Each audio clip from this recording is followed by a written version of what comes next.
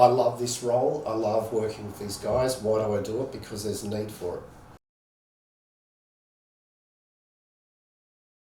Beyond the Wire is very much entrenched within the Department of Justice, but we are separate. As a Salvation Army program, we are separate to the Department of Justice.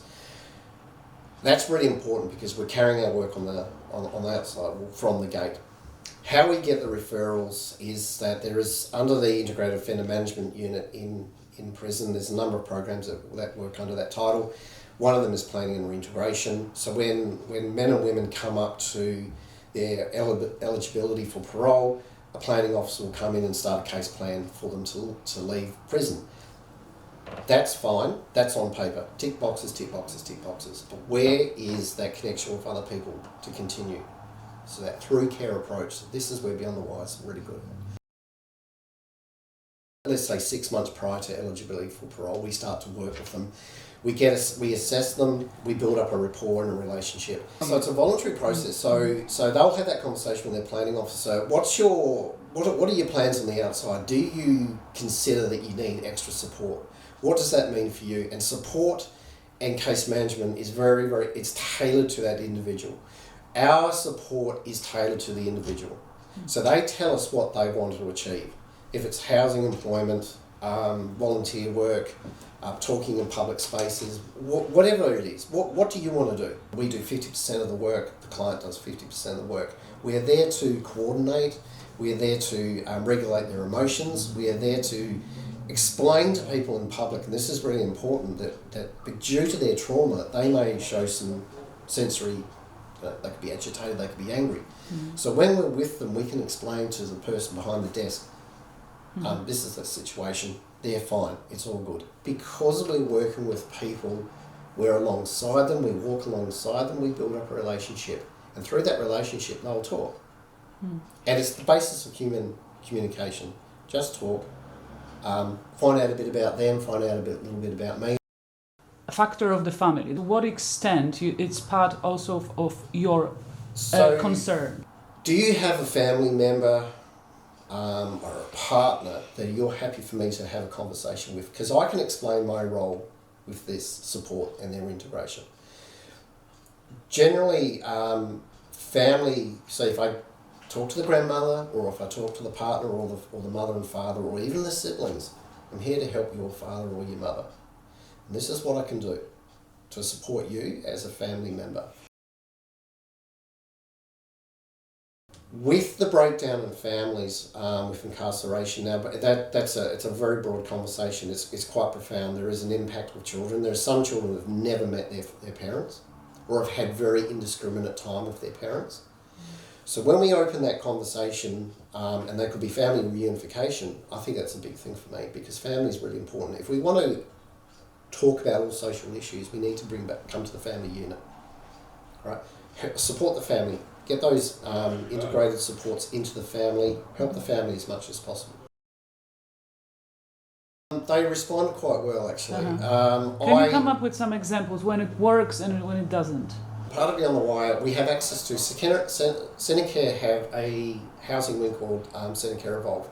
They allow Beyond the Wire to access 12 transitional properties statewide. We can also talk about having kids in that property, or a partner or somebody in that property with them. We've got to go through and vet, are they appropriate, are they pro-social? Having children come in to a situation, for example, where a mother has had domestic violence, had issues with child safety, a lot of the kids are in care, they're having the opportunity to have that. Family reunification with, say, a mother and a daughter is quite profound. That does not say that things are going to work out well, because I've got to be mindful of the client who I'm working with, but also having an extra family member in, because that family member will have issues with, or relationships with brothers and sisters or siblings, and even partners. So it can extend, or it can be problematic. It can be a really positive thing, or it can be quite a difficult thing. So the challenge is we want to build that relationship back again. Problem is with the properties we have, they're transitional, so they have roughly up to a year. So within that time, we're talking about reunification, we're talking about trying to find employment, we're trying to stabilise them in the community, get them confident again, and then we have to look for something else for it. What is the impact of resident or correctional service on these people's ability to function in the family environment? The prison system needs to allow connection with family. The issue I have, there's the Vanessa Goodwin wing in the female prison. So you can be pregnant, you can have the child in there, they're very clean and safe units. The issue I have is that you don't want a small child to grow up in the prison system. They have family days. I'm all for the family days, but I have an objection to bringing kids to a facility where they see barbed wire, people in uniform, meet your parent, and then they go back behind the walls. It's got to be tailored to a more therapeutic approach. Having connection with children while their parents are inside is key, and it's important just to have that relationship, because kids will make their own decisions. And they can say, well, actually, Mum, you're a useless mother, you're a useless father, you're inside, I need my father. Allowing that connection while they're doing their sentence, I think, will mitigate that anger. That, father's done something wrong, but that parent has done something wrong, but that parent is not, let's say, a bad person, but I think it's got to be mediated really, really well. And the issue with child safety, there is family planning and reintegration services in prison, but the issue is child safety service. I think they're more punitive. I think there's a systematic issue with child safety services. We need to get goals, we need to be solution focused in helping families and understanding the reasons why people are committing crimes or if there's domestic violence. Generally, if there's domestic violence and they're getting beaten around, where do they go to for support? Keeping that social issue in society and trying to prevent the mother or father going inside, because I've had clients who have been in exactly that situation. They've come from domestic violence, they go to drugs and alcohol to mask all that pain that they're under. Child safety get involved. The partner goes inside for some reason. You're not deemed fit mother because of this and that, and the children are taken away. And there's no end date to when you're going to get those children back. So there's a real breakdown, I think, in a solution to this issue. My argument is to look at summary charges, indictable charges, the serious charges against lesser charges. Look at this person, go through the court, suspended sentence, leave them in the community, but also allow them to access like Relationships Australia or some sort of program where they can get that support and mentoring to keep them in the public, right? Keep them in the community. If a male who's the breadwinner of the house goes inside, that money is taken away from the home. People can be taken away from the home, they can have a short sentence, they can lose that property. They can lose a lot. I'm not condoning the fact that they've been sentenced, but there's a real issue that we've got to look at other ways of measuring how we can support these people to keep them out of prison. So hidden sentencing is the impact of children and other family members on incarcerated people. It's profound. There's also stats now, I don't know what the actual statistics are, but there's also a link between children whose parents have gone inside, particularly males will follow the male or that paternal side of the family relationship, and they'll end up inside. That's not what we're about. That's not what it should be about. We should be preventing people from getting into prison. Should be the last resort. Why invest in a lot of money investing in locking people up when we can keep that money into the community and invest that money into the community, and all supports, what that support is, could be drug and alcohol, mental health, whatever it is. But the amount of money that we're spending in this state to incarcerate people is just unbelievable, and it's just unsustainable. Why is the system breaking families apart? Why aren't we assisting these families to come up with a solution? Department of Justice, yes, it has its role, but a lot of people inside should not be inside. They're not bad people. They have done something stupid, but they're not bad people. There's a sense of being proudness to the fact that there is a connection with a family of convict settlement. I think if you're going to look at convicts, a lot of the time, convicts were brought into Australia because they had skills. Right. So convicts were used to build buildings and roads and bridges, and it was free labour, and when they were doing that process, they were actually given their freedom at some stage. if you look at Sarah Island, look at the history of Sarah Island. Sarah Island was probably one of the most colonial penal settlements, and it changed overnight. Why did it change overnight? Because they gave them food, they gave them bedding, they gave them the opportunity, a day off, they gave them, and their work skills. So rehabilitation is key to all of this.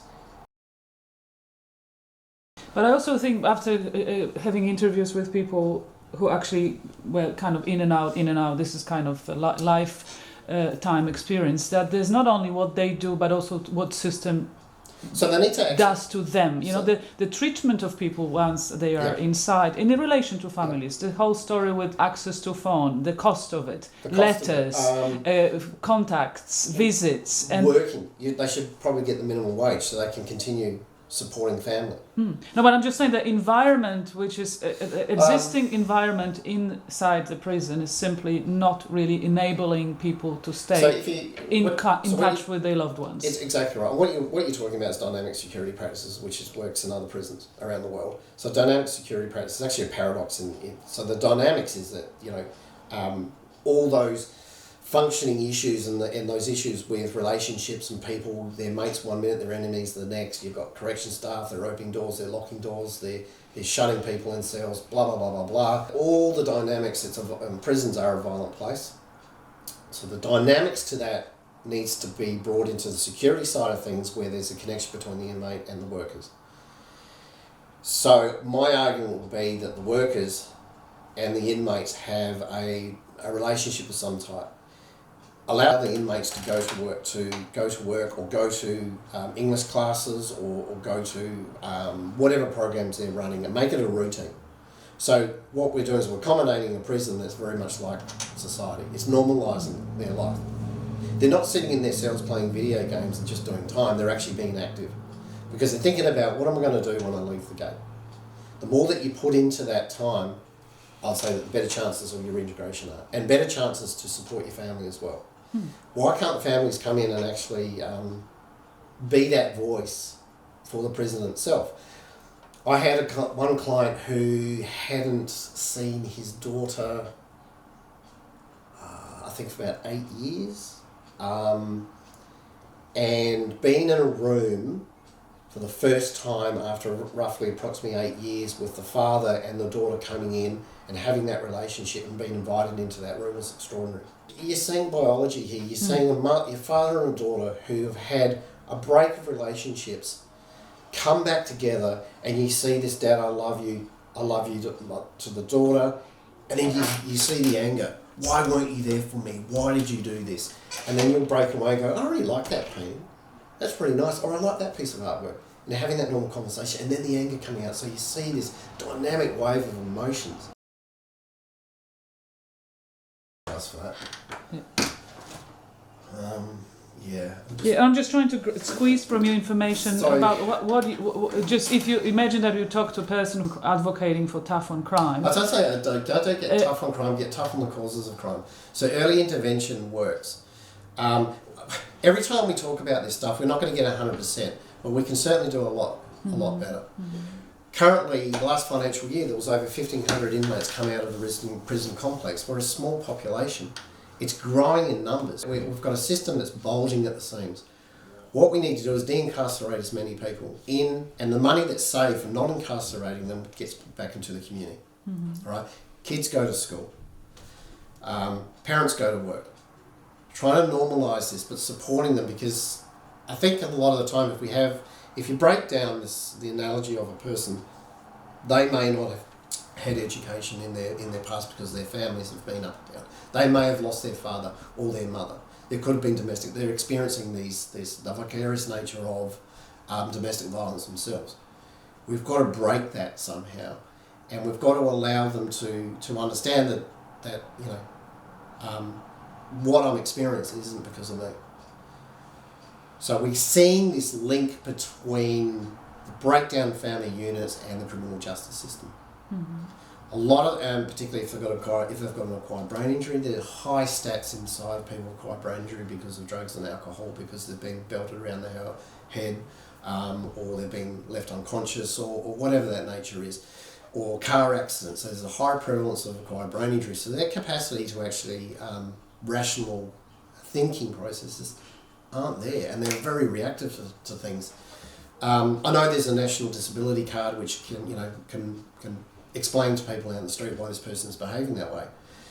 Therefore, police need to be trained in all this as well, understanding why this person is behaving that certain way. If somebody's fidgety, is that ADHD or is that trauma or why? What is it? Oh, is it because I'm a male and you've had 15 years experience of abuse from men? So I've got to be mindful of this. We all need to be mindful of this. Families can be dark places. I worked for a gentleman who was well into his 80s. We got him into an aged care facility.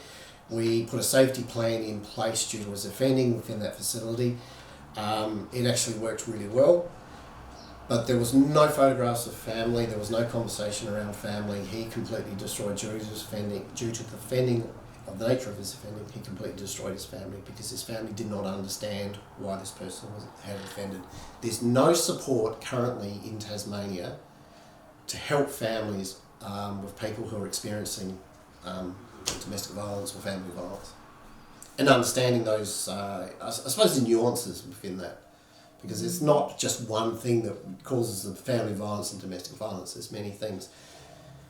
So, do we need specialist workers to come in and see the families and support the families in this? Do we need people to understand that it's not okay to have a certain opinion against women?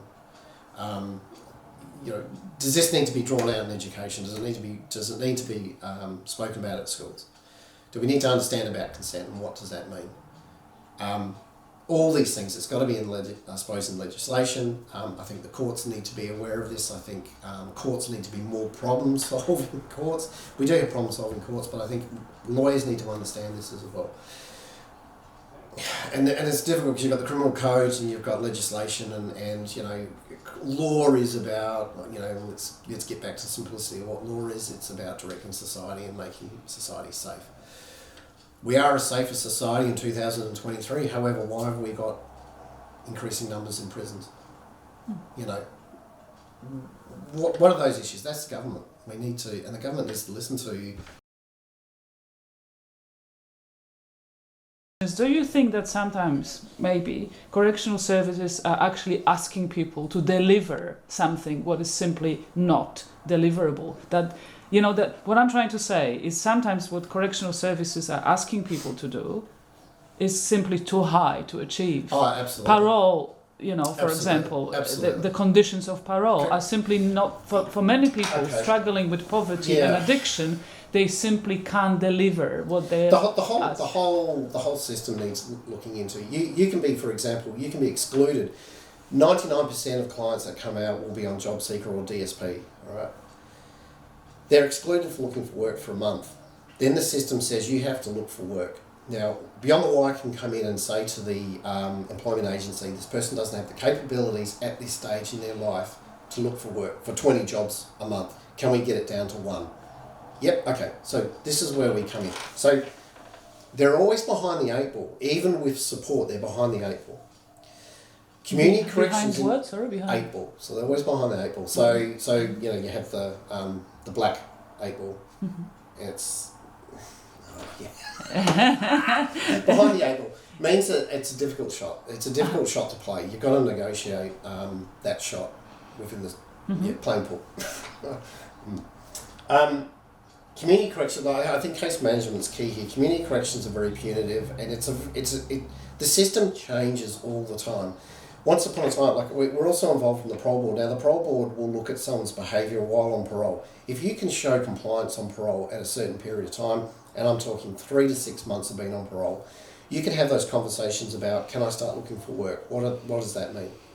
So the issue is, how do we negotiate with someone being on parole that has exclusions and curfews, but allowing them to look for work? Now, work's a positive thing. It's a pro-social thing. They're earning money. They're also giving back to the community. So they're reparating. So there's a reparation of harm here.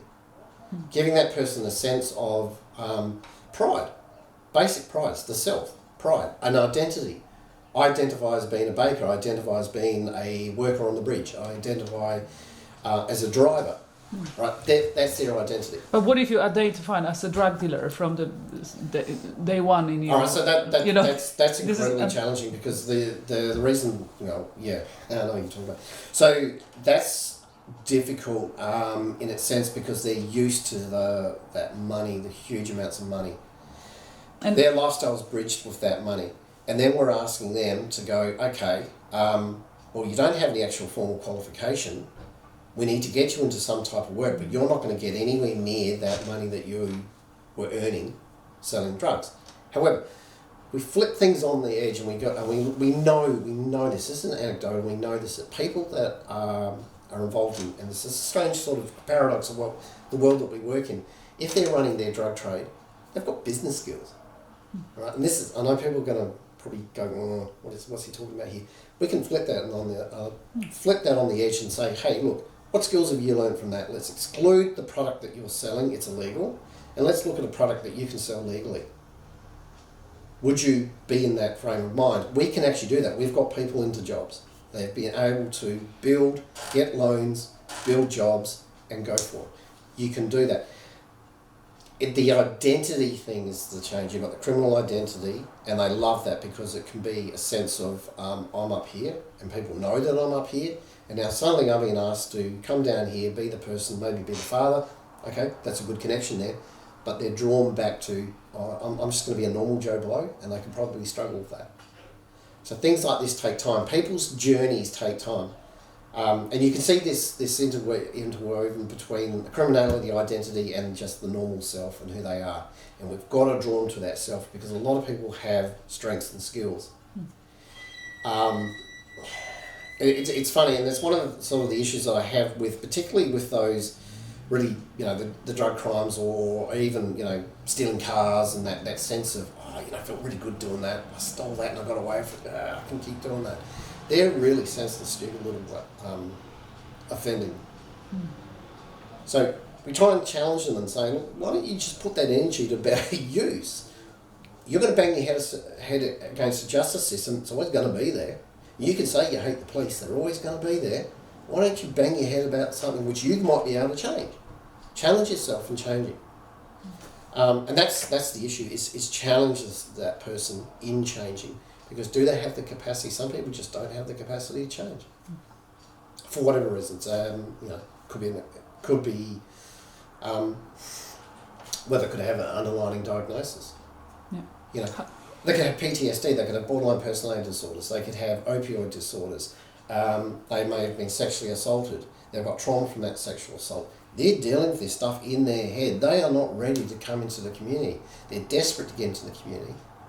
But what supports and how can we extend that out into the community? That person was a parent that I just explained. So if he cannot function correctly in the community, how can that person be a parent, a functional parent to the kids? What do we need to work on? How do we get this person? We only work for these guys up to a year. That's discretionary, but that's not enough time sometimes, because what do we work with first? What are we here to untangle first? That Gordian knot that we're working with. Do we slice it in half and go, there it is, we've fixed the problem? But what do we work with first? They're not employment ready, but the system says they've got to look for work. They still need some type of money. You can't live off job seeker. There's high cost of living, high rent. They're coming out behind the 8 ball again. So programs like Beyond the Wire and other programs like Just Ace and other programs, even employment agencies, we're all here to help. This is where that integration model comes in. We're all interwoven with that. How do we get these people to progress through their life and to stabilise them as quickly as possible from being institutionalised inside and being, potentially coming out a lot worse? If you're going into prison because of your drug and alcohol, doing a barista course isn't going to fix you. They need to access drug and alcohol services. Those drug and alcohol services, internal in the system, needs through that throughcare approach, if they want to continue on the outside. So, that's an integrated model. So you're looking around 48 to 50 clients per year. That doesn't mean that we're putting exiting 50 per year.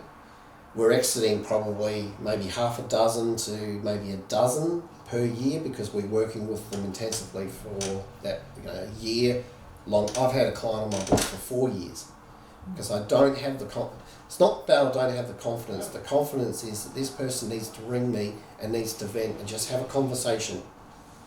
We're going through redress with this person. This person is actually, this is a really good story because of the fact that she was institutionalised. She's 58 years of age. She was institutionalised. Has no connection with her mother. Has just been reunified with her father who lives up on the east coast of Tasmania. Had a really good relationship and time with the father. Found out a little bit more about her mother. It's not about hating the mother. It's just about finding out that connection to somebody that gave birth to me. This person is a grandmother. She's got kids herself and a grandmother. She's been institutionalised since the age of 2.5 and she's a damaged person. And we know this. We've taken her through redress. She's opened up about her experiences. Damaged person. And she's got to try and function as a normal human being with her grandkids. And there's a great relationship, great rapport with the grandkids.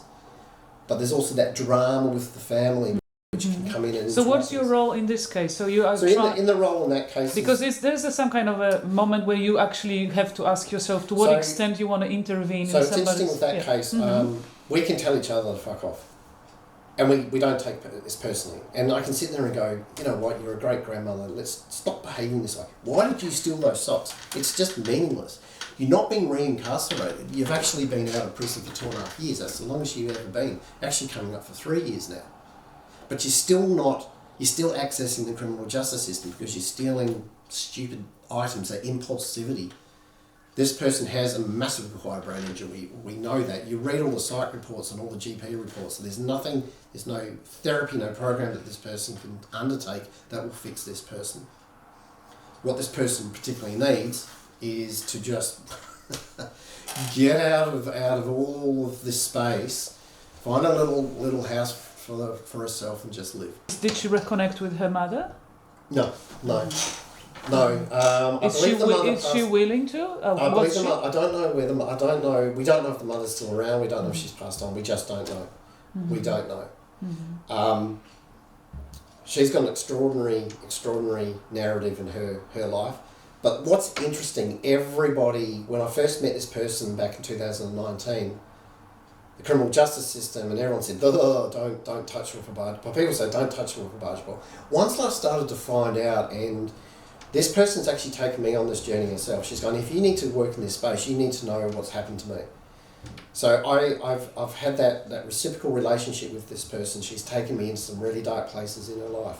But understanding, and what I've understood is this person is a direct result of failure after failure of a systematic system by the state and other institutions.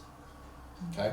If she had maybe a different role model, or a different opportunity, or a department, the child safety welfare came and said, we see there's danger here, we need to put her into another better home, whatever it is, get away from that sexual violence, that physical and that abuse, she may have had a different trajectory in life.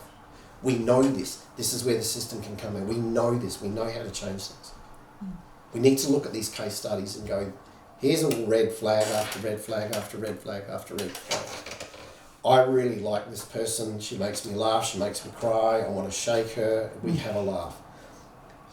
But she is a broken person. She is broken. She's never going to have that capacity to function appropriately, rational thinking, and that impulsivity to go, I see a wallet. If the grandmother, this person I'm talking about, spent more time with that family, there may be a better outcome as well, because that's a good distraction. I had a client, serious mental health. We tried to get her into the mental health court, but her mental health is too extreme for the mental health court. Her distraction was drugs. The most functional time I ever had with this client is when she had her 7-year-old son. Where she was living was not the appropriate place for kids. Because the son identified as being abused by the father, went to court. The court ordered the child to be returned back to the father because the mother didn't have the capacity to be that mother in that state. But where she was living wasn't the appropriate place. She also had her own mental health issues, and she fell apart after that. and she was returned back to prison. And it was harrowing because I was ordered by the court to take this child back to the father, designated time and place, and I'm sitting next to the 7-year-old bawling his eyes out going, I don't want to go back to the father, I want to be with my mother. That's hard. And I've just got to be an adult about it, and I've got to hand the child over, and and it's just horrific. This stuff's happening every day. Families are key. Family units are key. Trying to keep that family unit together is key to this work. I don't have the answers to the solutions at the moment, but I'm saying more integration, early integration with families and children, allowing them to access public spaces, even scouts, school, sport. That's kids having fun. They're good distractions. If they're there having that distraction, they're not thinking about criminality. This is an interesting story. So Bob, through his order, when we eventually got it, he was 7 years over his eligibility date. He's well into his 70s. This man should be in the community. And why he was not? Because they couldn't get an address for him. So when he was finally released, we got him released. We got him on parole. He's on parole for a long, long time, about 7 years, I think. He's been out for 2 years, just over 2 years now. In the order, there is an exclusion to family that he cannot see, indirectly or directly talk to. There was one name, this daughter, on that order. We found out later that daughter did not know that her name was in that order. She was never asked by the system to be on the order. She actually went in, and I take my hat off to her. She showed initiative, went into the department, the community corrections, and said, I want my name taken off that order because I was never asked to be put on that order. She was taken off the order, then they could meet. We had conversations with that. Actually, when they did bump into each other on the street, the father said, I can't talk to you. I want to talk to you, but I can't because I'm excluded to talk to you in the order. So we went through those processes of talking to the parole officer about this.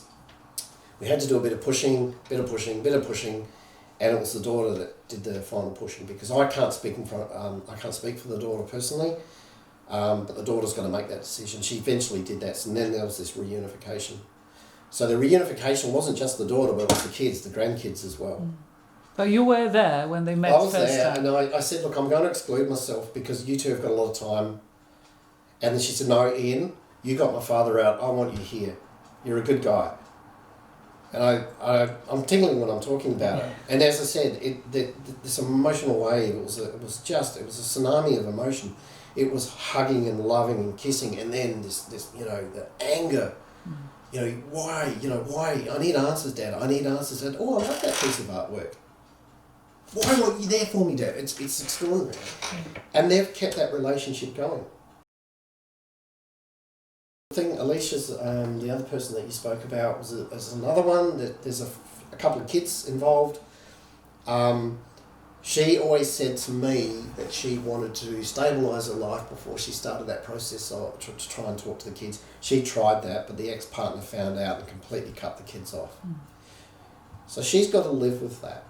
She's progressing amazingly well. She is still got a long way to go, but she's progressing really well. She's found full-time work. She's got a fur child. She's got a forever home. She's independent. She's paying her bills and enjoying paying the bills. And we laugh about that. She's enjoying paying her bills. Great sense of humour. She's been doing a lot of public speaking to young girls, actually, which is really interesting. But she doesn't have a connection at the moment to her children. Hopefully that will come one day. Not a bad person at all. Her criminality, her trauma comes from coercive control and abuse. And if somebody's going to stand over you and say, you commit this crime, if you don't, I'm going to do this, I'm going to do that, I'm going to do this to your kids, I'm going to do that to your dog, I'm going to break your leg, blah, blah, blah. You're going to do what you have to survive. Where does that person go from that point? There's nowhere in society where that person... Well, I mean, there are, but if they're in a situation where they don't feel comfortable enough to go, I've got to get out of here when the person's literally, I'm on you, and I'm telling you what you eat, I'm telling you what you wear, I'm telling you how you behave, and doing some really, really, really nasty things to this person, breaking them down. It's, they're not in control of their lives. Is there anything that you actually learn about humans in this work that you're doing that you didn't know before? Don't expect too much. We are a complex species. I find interpretation, it's a really good question, because the interpretation, the high illiteracy level rates are quite high. So they don't actually understand communication and language. So you've got to dumb language down sometimes. They swear a lot because they fill that sentence in with a lot of swearing words because they don't have that education background and interpretation of big words. A lot of court matters are in Latin, or the legal jargon. Only lawyers and judges will actually understand that legal jargon. They're survivors, incredible survivors. So the capacity for change is actually there. The capacity for change is there. Some people get it really quickly, others need time. This is where we need to actually understand what time means. And as I said, it's so individualised and so different for everyone that it's a case-by-case basis. People with lived experience, pre-incarceration, generally can just have that, times have changed, but I have the capacity to understand what life is. I've got life skills. The early 20-year-olds are the ones in their 20s and they're doing all these silly little things, and their life, in that development period of their life, they're committing crimes and doing some stupid things and getting involved in the criminal justice system. They're really difficult to work with. You're trying to cut that behaviour. The only way you can cut that behaviour is for that person to actually understand what cutting that behaviour is and stopping that behaviour. Why walk down the street, see someone you want to punch on with them? Everybody has a different story. And you'll get all the darkness of somebody's life, but you will also get the good things in life, and that's when we need to motivate and focus on the good things in life. I'm not a professional in that space, but I know that trauma can be fixed. If somebody sits there, and I've had people with ADHD and they've got this shakes because of the trauma. And that's because of the presence of males in the room, and they sit there and you can see this sensory. And they go, if I'm going to control that, I'm now taking control of my body, my life, and I can function in a particular role. It takes time, but they can do that. And that's pleasing to see. Part of the therapy is that person driving their own therapy. Talk, and talk some more, because when you hear yourself talk, that's part of your therapy. I can't do what I do without somebody disclosing to me. I can say, hey mate, this and that, and I can do this, and they can go, no, that's not going to work for me, that's not going to work for me. Okay, well, let's have this conversation. What's going to work for you?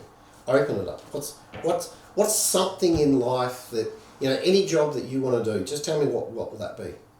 And so you get some extraordinary answers to those questions, and you can sit there and go, I actually see that.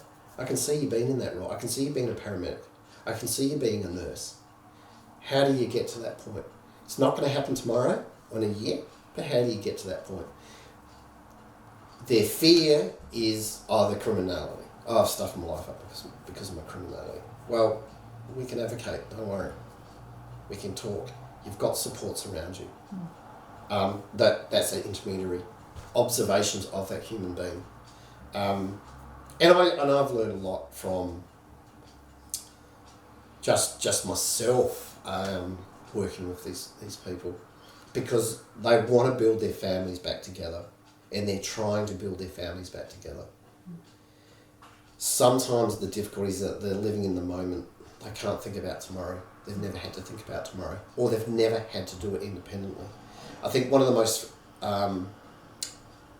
mind-blowing moments is seeing a photograph of a family, a normal family, beautiful family, husband and wife, well-dressed, 4 kids at the base, and then seeing the person change dramatically from that moment to the point that I'm working with them. Tattoos, half the hair shaved off, things like that. There's a huge change. That person internally, that self, their personalities, their attributes haven't changed, but something's happened from that point to that point that we've got to get to and work on. and get that independence. And a lot of people go, I just don't feel independent enough to actually do this myself. I always need someone in my life to help me. And that's another challenge with relationships, because usually they go for like-minded people. I came to Tasmania in 2009. I was 39 years of age. I picked up a couple of jobs around town, but I was never happy. My brother and my mother-in-law actually suggested I go to university, and I actually scoffed at that. I thought, no, I'm too old, I'm too dumb, I don't know what to do. So anyway, I did, and my brother actually came around and he said, look, Ian, what's the answer? If they're going to say no, they're going to say no. But I had enough certificates and other diplomas and bits and pieces to get me in as a mature age student, and criminology just came out and hit me in the head. Why criminology? I mean, I'm a sucker for reading true crime. I want to understand why people commit the crimes that they do. So after doing 3 years of criminology, I wanted to get into the psychology side of things, but I didn't go any further with psychology. And I came out and I became a father for the first time through adoption. So I spent 3.5 years at home as a stay-at-home father. In that time, I realised I've got to connect with the workplace due to my age. So what I did is I actually came in and I interviewed 2 men from the Salvation Army, one by the name of Grant, the other one by the name of Don. Two men with huge experience working in this space, and I interviewed them about a program called Reintegration of Ex-Offenders, which was the precursor program to Beyond the Wire. Why was Rio cut? These are the reasons why it was cut. So I advocated to the ministers across the board, Labor, Liberals and the Greens, and I put my case forward. I got a couple of responses, one from Lara Giddings. Lara Giddings actually brought some stats that I had received from the interview into Parliament, it's in the Hansard, about the importance of working with inmates, ex-inmates, ex-offenders from prison, getting them back into the community. I started to involve myself to get my teeth into what's going on in Tasmania. What are the particular issues with Tasmania with the justice? The group that met every month with I still have a friendship now. In fact, I don't call them colleagues anymore, I call them friends. They're my go-to people. So they could be CEOs of Buyout, they could be managers of particular programs. And I go to them for information. If I have a client, for example, that I sit there and I think it could be an acquired brain injury or cognitive impairment, I'll go to that particular person and go, can you give me some information? How can I open up that conversation with this person? How can I manage and assist this person? So from there, I started my professional development. I started to do some community symposiums regarding everything to do with justice. I then was employed with the Salvation Army as a doorways facilitator, as an outreach doorways facilitator, and I started to get the hands-on experience with people coming to me needing assistance but opening up their trauma. And that was a whole gamut of trauma, dysfunctional families, domestic violence, drug and alcohol, mental health, you name it, all of them. Which is interesting because we know the 8 factors of why people pretty much commit crime, excluding white-collar crime. Predominantly we work with, the sort of the blue-collar crime, I'd probably say. Dysfunctional families, low employment, low literacy levels, and things like that, and mental health, drug and alcohol, and all those social issues. So from working at Doorways, I was asked to fill this chair 5 years and a bit ago, and I filled in my week working as a Doorways facilitator and a Beyond the Wire case management. I thought I knew a lot at that stage, and the challenge I had was working with a cohort. So this was painted by my first female client many years ago. I learnt a lot working with her. I actually use this picture as, when I talk in uni and things like that, as the elephant in the room. But I love elephants. I know the person that painted it, and it reminds me of what I've learnt from working with such a challenging person. All right, really, really challenging. So the second one is, so that was a female, the second one is a male. I actually asked... The female elephant or female artist? No, female artist, male artist. Very different approaches to the same theme. This is them giving back something to me. So I purchased this painting. The money went into the person's bank account. This one was painted for me. I actually asked. I didn't commission it. I just said, can you paint me this? He did this. And it means a lot to me because they're giving back. Yeah. It's something that I love doing. And it gives them time. While they're doing this, they're not thinking about other things. This one was painted inside. This one was painted on the outside. There's a human connection from the artist to the paint. Right? And there's that community. So there's emotion in these paintings. They're giving back to me. A lot of other stuff on my desk is from clients, you know, working with NAIDOC Week or this breadboard down here. Clients give you things, and it's just an appreciation. I think I remember the person that gave me that, what it means to me, because they're giving me something of themselves. So, but I love art myself. I love elephants. I think they're incredible.